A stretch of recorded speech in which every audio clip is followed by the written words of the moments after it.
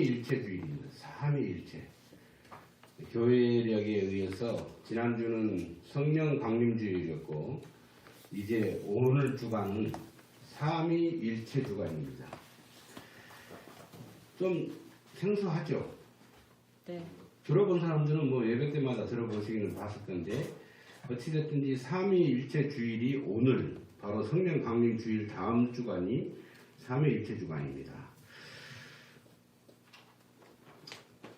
이 여러분들 삼위일체 하면 머리가 맑아집니까? 흐려집니까? 맑아집니다. 맑아져요? 네. 정확하게 정의를 내릴 수 있겠습니까? 네. 삼위일체주의에 대한 정의. 삼위, 세 개의 위가 일체, 하나다. 일은 하나인데 체는 무슨 뭐예요? 몸체짜리예요? 몸체입니까? 아니에요. 네. 본질, 체. 본체 할 때 체.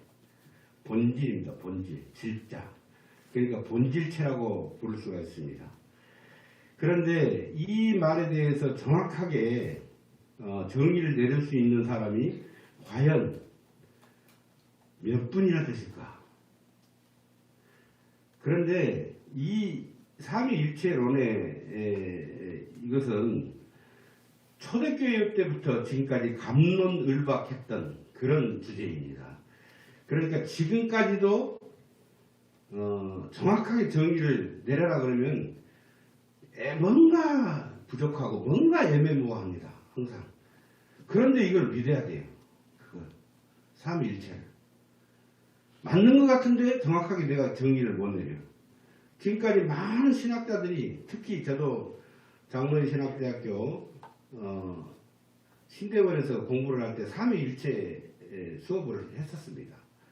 했는데 말씀하시는 교수님도 자기가 가지고 오는 교환을 가지고 우리에게 이야기를 했지만 각자 받아들이는 것이 다 상이합니다. 서로. 그래서 자기가 생각하는 삼위일체론을 교수님에게 이야기를 하는 거예요. 교수님 일단 가르쳐 놓고 칠판에다 적어 놓고 그 다음에 뭐 원을 그려 놓고 동그라미를 3개 그려 놓고 그러면서 이제 설교를 좀 말씀을 해요. 그러면 거기에 대한 정의를 자기가 생각한 대로 이야기하는 거예요. 발표를 해야 돼요. 발표를 하는데 다 보면 정확하지가 않습니다. 정확하지가 않아요. 그래서 저는 정확하지 않는 부분을 교수님께 다시 되물었어요. 교수님은 어떻게 생각하십니까? 그랬더니 교수님도 자기가 가지고 있는 교환만 가지고 말씀을 했을 뿐이지 학생이 오히려 되물으니까 이에 대한 답변을 정확히 못 내리는 거예요. 그 정도로 이 삼위일체론이 애매하면서도 모호하면서도 설명하기가 굉장히 힘듭니다. 그래서 지난번에 제가 한번 전기를 가지고 삼위일체에 대해서 설명을 한 적이 있었어요. 참 어이없는 비교를 제가 한 거죠. 어이없는 비교를 한 거예요. 이걸 이해를 시킬 수가 없으니까 이걸 어떻게 이해를 시켜야 될까 싶어가지고 제가 그냥 얼른 그때 우리 신학교 다닐 때 여러 가지 비교가 나왔었는데 그 비교에서 가장 그래도 좋다고 생각했던 전기는 어떻게 했다고요? 전기는 빛이 나고 전기 들어오니까 빛이 나죠. 그리고 또 어떻게 해요? 전기를 가하면 뭐가 나와요? 열이 나온다.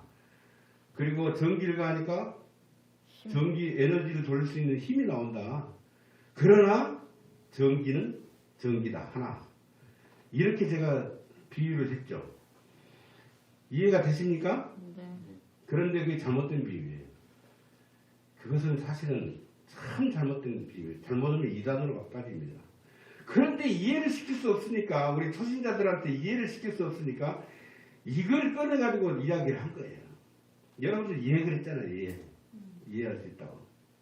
근데 그게 잘못된 비유다. 하나님 삼위일체에 대해서 감히 제가 피조물인 어떤 것을 가지고 비유한다는 것은 잘못된 것이다. 그 잘못된 것이 왜 잘못됐는가에 대해서 제가 조금 이따가 말씀을 드리겠습니다.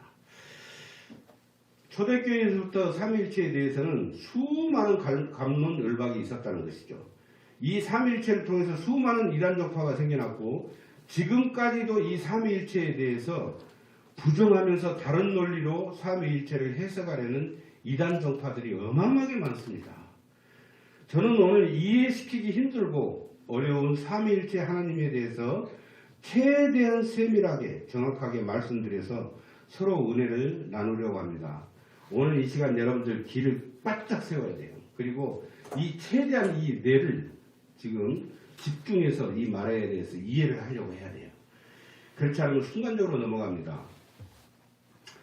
삼위일체에 대한 제일 중요한 근간이 되는 말씀이 성경 말씀 속에 하나 있습니다. 그게 뭐냐면 요한복음 14장 16절. 제가 찾아봤습니다. 한번 읽어드릴게요. 내가, 잘 들어보세요. 내가 아버지께 구하겠으니 그가 또 다른 보혜사를 너희에게 주사 영원토록 너희와 함께 있게 하리니. 이렇게 말씀합니다. 요한복음 14장 16절에 네. 내가 예수님. 아버지께 구하겠으니 그가 또 다른 보혜사를 너희에게 주사 영원토록 너희와 함께 있게 하겠다. 여기서 보혜사는 뭐예요? 헬라어로 보면 파라클레토스라고 합니다. 파라클레토스. 파라라는 뜻은 뭐냐면 곁에라는 뜻이에요. 그리고 클레토스라는 것은 돕는 이라는 뜻입니다. 곁에서 돕는 일. 파라클레토스. 보혜사라는 말이 헬라어로 그렇게 표현이 됩니다. 예수님의 제자인 사도 요한은 요한일서 2장 1절에 보니까 나의 자녀들아 내가 이것을 너희에게 쓰면 너희로 죄를 범하지 않게 하려 함이라. 만일 누가 죄를 범하여도 아버지 앞에서 우리에게 대언자가 있으니 대언자가 있으니 곧 의로우신 예수 그리스도시라. 대언자가 누구라고요? 예수 그리스도. 그런데 대언자의 헬라어로 나온 것이 뭐냐면 파라클레토스라고 되어 있어요. 파라클레토스. 그러니까 대언자, 이 대언자를 여러분 성경 제일 밑에 보면 주석이 달려 있어요. 한번 보세요. 대언자가 뭘로 되어 있어요? 보혜사요? 보혜사로 되어 있죠. 그렇죠. 네. 뭐라고 되어 있어요? 또는 보혜사라고 되어 있으면 또는 보혜사. 그러니까 대언자가 뭐라고요? 보혜사. 그러니까 헬라어로 뭐라고 되어 있다고요? 파라클레토스. 똑같은 놈이죠. 네? 곁에서 돕는 일. 그러니까 지금 요한일서 2장 1절에 뭐냐면 우리가 죄를 범하여도 하나님 아버지 앞에서 우리에게 대언자가 있는데 그 대언자가 바로 의로우신 예수 그리스도다. 그러니까 우리가 생각했던 보혜사 하면 뭔가 생각이 났는데 그게 아니고 예수 그리스도네? 이렇게 생각할 수가 있어요. 성경 주석에가 또는 보혜사라고 되어 있습니다. 곧 이 말씀은 누가 죄를 범하여도 하나님 아버지 앞에서 우리에게 대언자, 즉 파라클레토스가 있는데 이분이 바로 예수 그리스도 또는 보혜사라고 말씀하시는 거예요. 여기까지 이해가 됐죠? 네. 다시 말해서 곁에서 돕는 분이 예수 그리스도라는 말씀을 하신 것입니다. 그러니까 보혜사 하면은 어떤 다른 존재를 생각하는데 그 존재가 존재이겠지만 어찌됐든지 지금 현재 말씀은 요한일서의 사도 요한이 하는 말은 뭐예요? 그 보혜사가 예수 그리스도다. 그렇게 말씀하시는 거죠. 그런데 조금 전 우리가 말씀을 보았던 요한복음 14장 16절에 다시 글로 갑니다. 14장 16절에 어떻게 해요? 예수님께서 말씀하시길 또 다른 보혜사를 너희에게 주사 영원토록 너희와 함께 있게 하겠다고 하신 그 또 다른 보혜사는 누구를 말씀하시는 걸까요? 성령. 여러분들은 오랜 신앙생활을 했기 때문에 다 알죠. 그런데 처음 하신 분들은 잘 몰라요. 이게 또 다른 보혜사가 누구지? 또 다른 보혜사? 이 요한복음 14장 16절 말씀에서 주체가 되는 분이 세 분이 등장합니다. 첫 번째 누구예요? 내가는 누구를 말합니까? 예수님. 바로 예수 그리스도를 말씀하십니다. 그 다음에 바로 이어서 아버지께 구하겠다고 말씀하시는 그 아버지는 바로 누구예요? 하나님 아버지를 말하는 거죠. 이 두 분의 관계가 어떻게 돼요? 아들과 아버지. 그렇지. 예수님은 아버지의 아들 때문에 알 수 있고, 그리고 아버지가 또 계시다는 걸 알 수 있고, 벌써 이렇게 두 분이 나타났죠. 두 분이 나타났습니다. 그 다음에 이제 세 번째 나타난 분이 누구예요? 또 다른 보혜사. 아까 우리가 요한일서에서 봤던 예수님은 보혜사이면서 대언자라고 했으니까 그분이 예수 그리스도니까, 그런데 지금 예수님이 하시는 말씀이 뭐예요?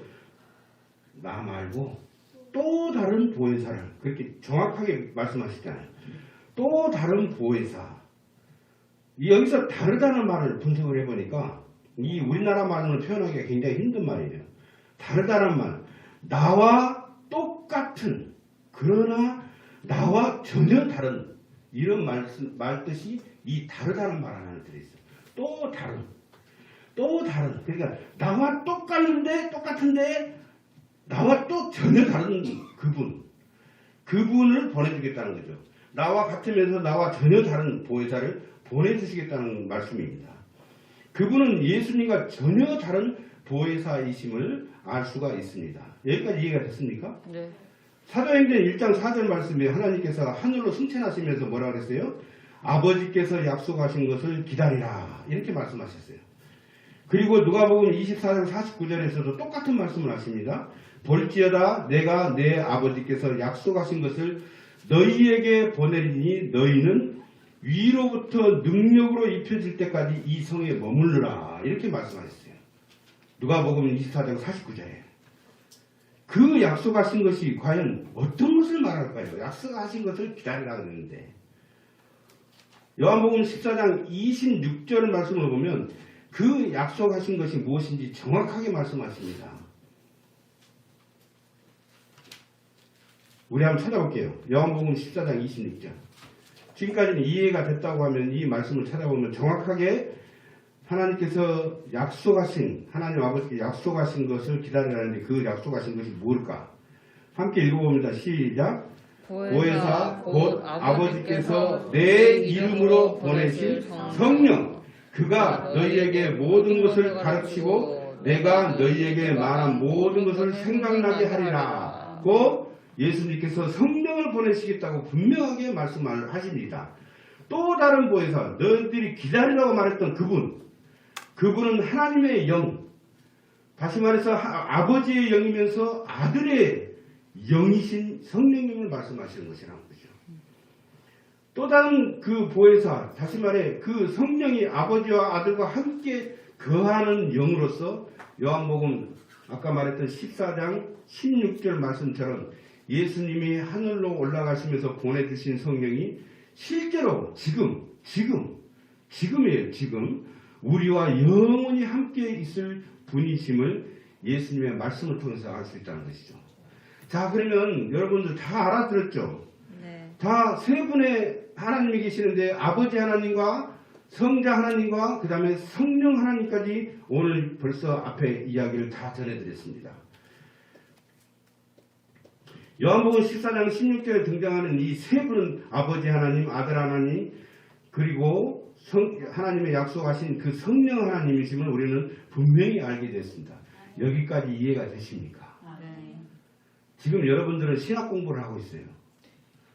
지금 이 삼위일체론에 여러분들이 누군가가 물어보면은 이거 애매해가지고 대답하기가 톡 튀나오기가 힘들어요. 힘든데 저는 오늘 여러분들 강의하는 심정으로 세밀하게 정확하게 최대한 여러분들에게 전달해드리기 위해서 이 말씀을 준비한 것입니다. 여기까지 이해가 됐죠? 이해가 됐습니까? 네. 그런데 예수님께서는 우리가 선뜻 이해하기 힘든 말씀을 하십니다. 세 분의 하나님은 계시다는 걸 알았어요. 알았는데 요한복음 10장 30절에 보니까 나와 아버지는 하나이니라. 하나이다. 아버지면 아버지고 아들이면 아들이지. 어떻게 아버지와 아들이 하나라고 말씀을 하실까? 아니 마음이 같다는 뜻일까? 아니면 서로 닮았다는 뜻일까? 우리 은호하고 아빠하고 닮은 것처럼 우리 은호와 나는 하나이다. 그럼 여러분들은 어떻게 받아들일 수 있겠어요? 아, 마음이 같구나. 아니면 닮았구나. 아버지 아들이니까. 이렇게 정도밖에 우리는 생각할 수밖에 없지 않습니까? 그런데 이 삼위일체론을 최초로 주장한 사람이 있습니다. 지금부터 이제 신학 공부예요. 최초로 주장한 사람은 터툴리안이라는 신학자였습니다. 터툴리아누스라는 또 우리 한국말로 터툴리안. 이분이 최초로 삼위일체론을 주장한 사람이에요. 이 최초의 북아프리카의 신학자인 터툴리안은 하나님은 설명될 수도 없고 이해될 수도 없다. 인간의 지성의 한계 속에 갇히지 못하도록 한다는 그런 말을 했습니다. 그러니까 우리가 하나님, 말하자면 삼위일체 하나님을 우리가 설명할 수도 없고 이해할 수도 없다는 거예요.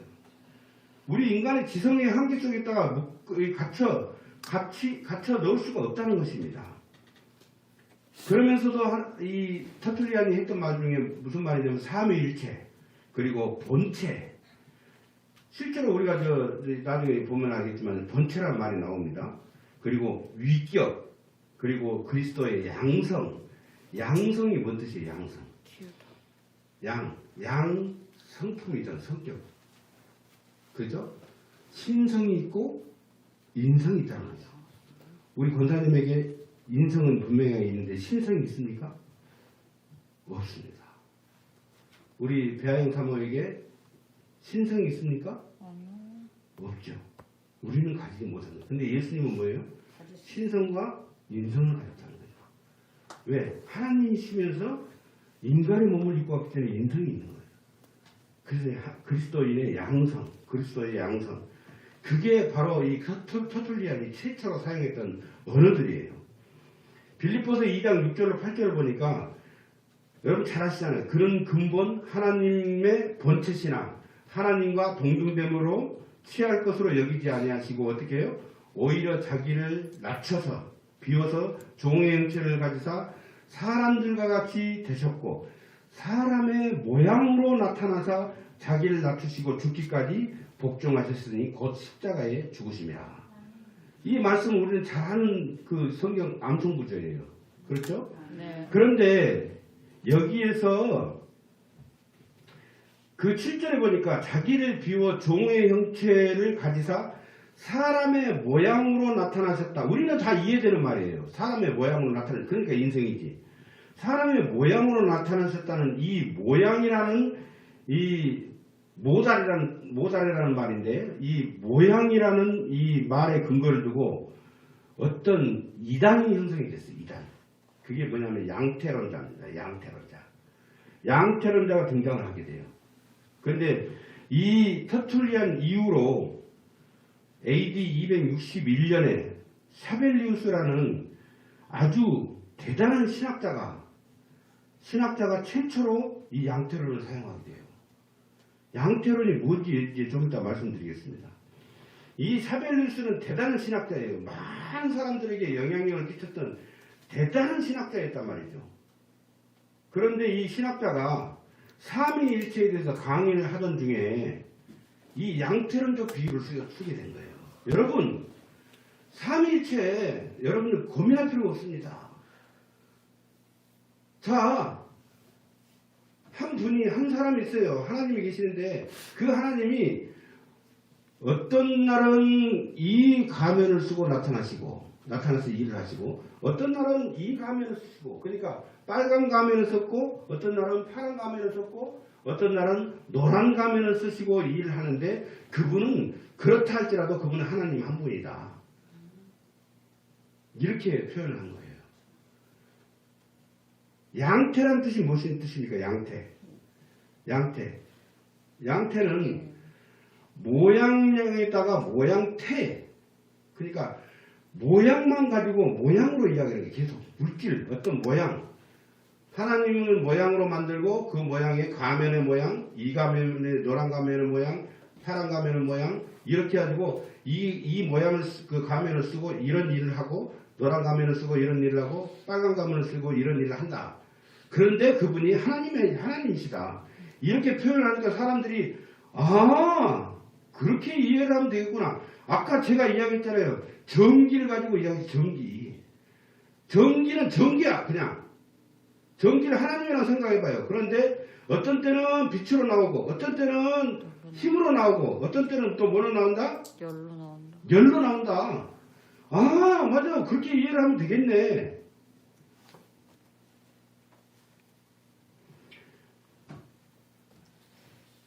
나는 아버지이면서 어떻게 해요? 아버지이면서 아들이기도 하지만 오늘 말씀을 전하는 목사이기도 합니다. 그러나 나는 누굽니까? 신대영이에요. 그렇죠? 이렇게 이해를 하니까 너무 쉽잖아요. 너무 쉬워. 그러니까 이 사벨루스가 대단한 신학자였는데 이 사람이 이 삼위일체론에서 이야기를 하면서 비유를 하면서 이렇게 비유를 해버린 거예요. 그러니까 여러분들 우리 또 물 비유 많이 하잖아요. 물. 어떤 물은 물인데 이게 고체로도 되고 액체로도 되고 공기로도 수증기로도 된다. 그러나 물은 물이다. 이 비유 많이 들었죠 우리 네. 어렸을 때. 심지어 네비우스 그 내비게이션 그 공부 가르치는 거기서도 이 방법을 가르쳐요.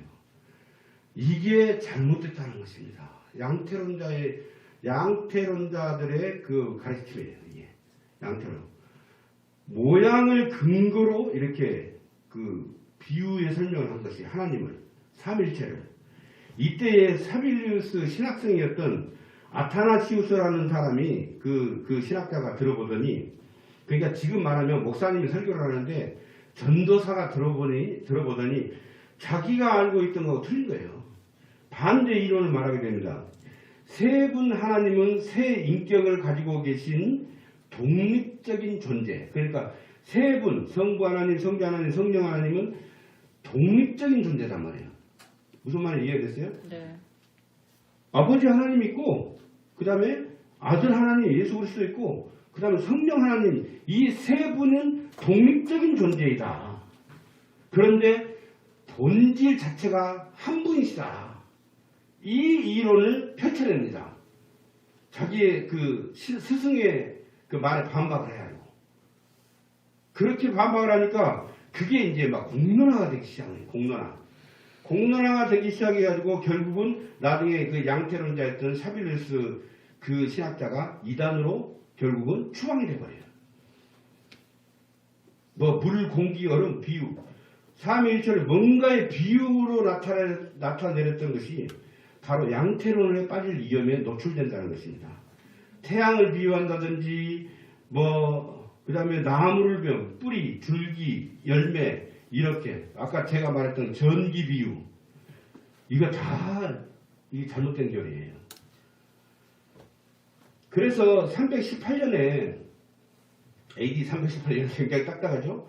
318년에 아리우스라는 그 신학자였던 장로였던 사람인데 이 성자 예수님은 하나님 아버지가 모든 피조물 중에서 최초로 만드신 분이라고 주장을 합니다. 이 아리우스가. 무슨 말이냐. 지금 하나님은 한 분이신데 이 하나님이 모든 천사들을 만들잖아요. 천사들 만들고 온 우주 만물을 만드셨잖아요. 그 만드는 과정에서 최초로 예수님 아들을 만들었다. 아들을. 이렇게 주장을 한 거예요. 그게 맞습니까? 아니요. 그러니까 이 아리우스는 뭐라 그러냐면 이 최초로 예수님을 아들을 만드셨기 때문에 예수님과 아버지 하나님과는 서로 비슷한 유사 본질이라는 유사 본질. 비슷하다. 그렇게 말을 하게 되는 거죠. 이때에 이레니우스라는 그 감독이 뭐라고 합니까? 예수님과 아버지 하나님이 그렇지 않다. 예수님과 아버지 하나님이 동일 본질이다. 아까 요한복음 11장 30절에 나왔던 예수님의 고백이 뭐였어요? 네? 요한복음 10장 30절에 아버지는 하나이니라. 그렇지. 예수님이 분명히 나와 아버지는 뭐랄까? 하나다. 하나이라고 말을 했기 때문에 이 말에 대해서 이레니우스가 아니다. 반대 이론을 말하는 거죠. 반대 이론을. 그러면서 하나님과 예수님이 바로 동일 본질이라고 이렇게 주장을 합니다. 이 논쟁으로 인해서 엄청난 소용돌이 속에 들어가 버려요. 이 교회들이.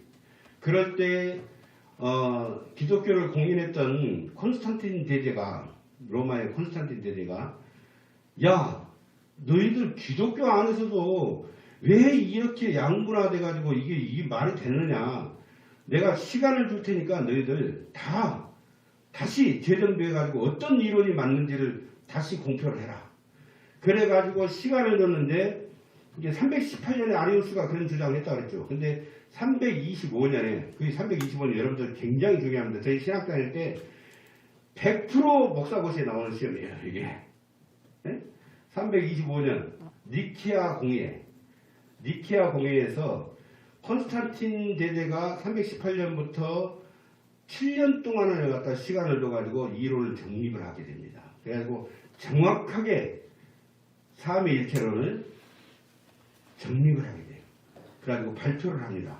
니케아회에서 삼위일체 하나님은 한 본질이요 세 인격의 하나님이시다 라고 최종 결정을 지음으로써 그 아리우스는 어떤 사람이라고 했어요? 하나님이 예수님을 최초로 만드셨다 이렇게 이야기했잖아요.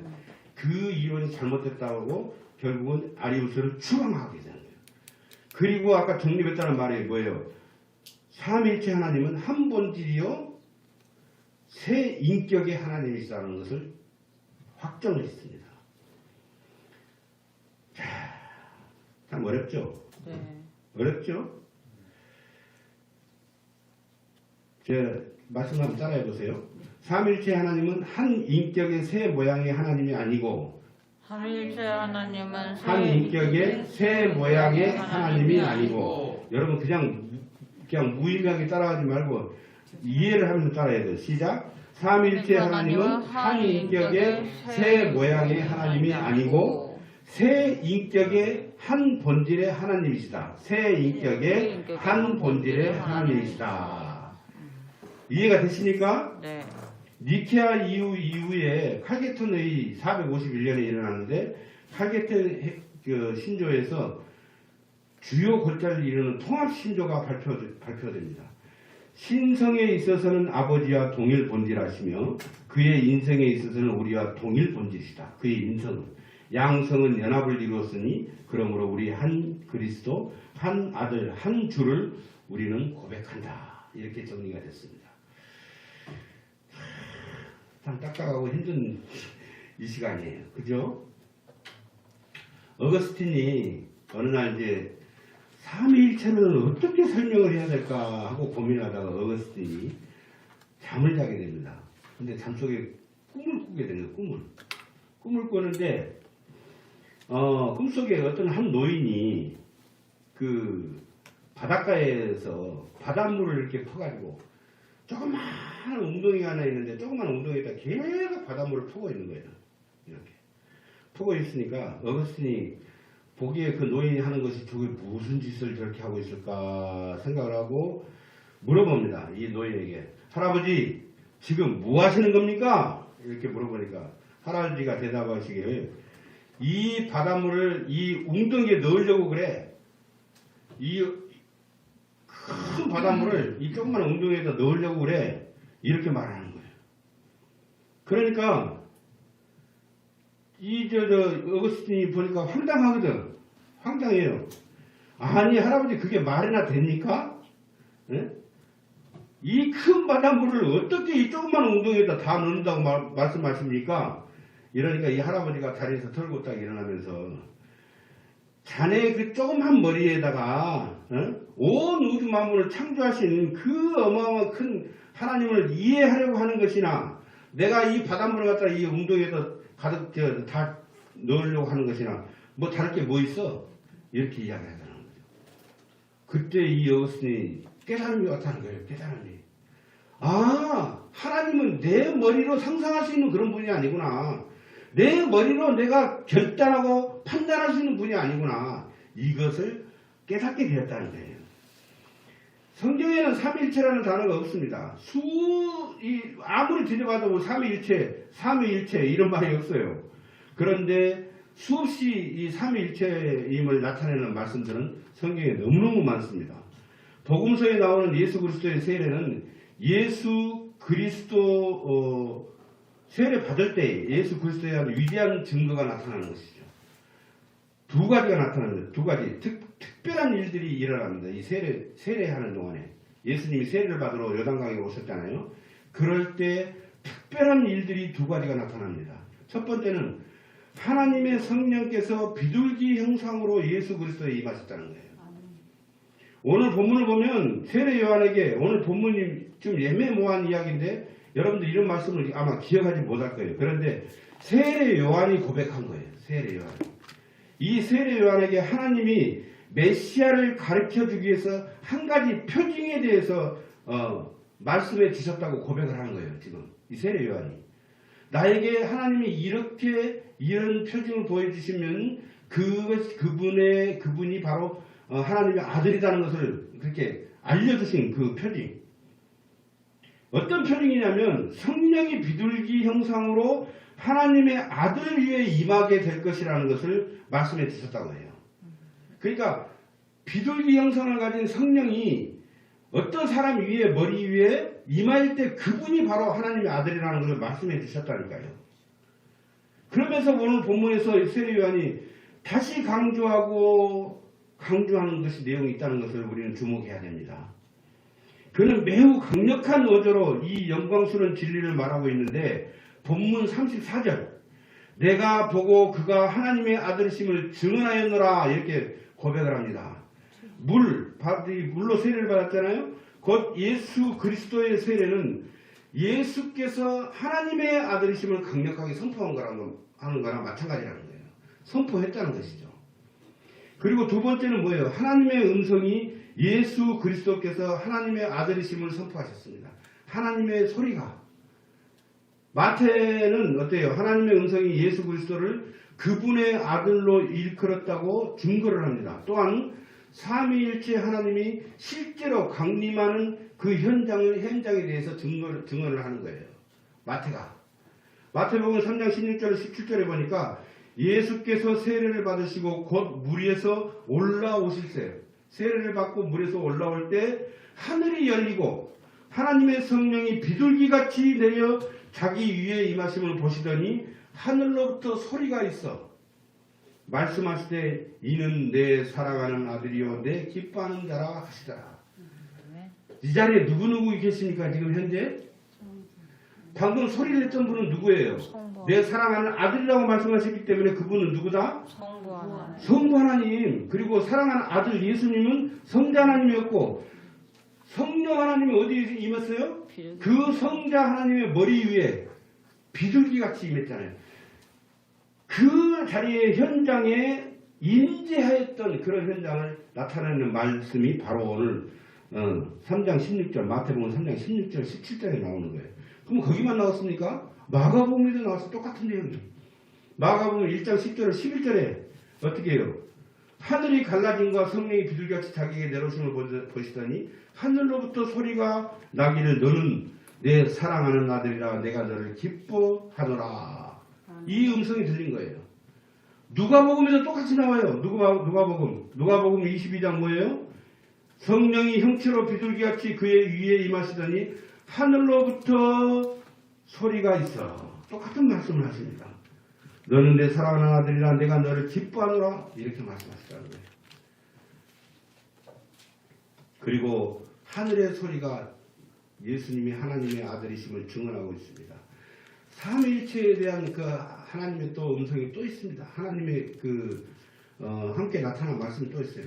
제가 여러분 매 주마다 예배를 끝나고 나면 손을 들어서 축복 기도를 할 때 뭘 합니까? 주 예수 그리스도의 은혜와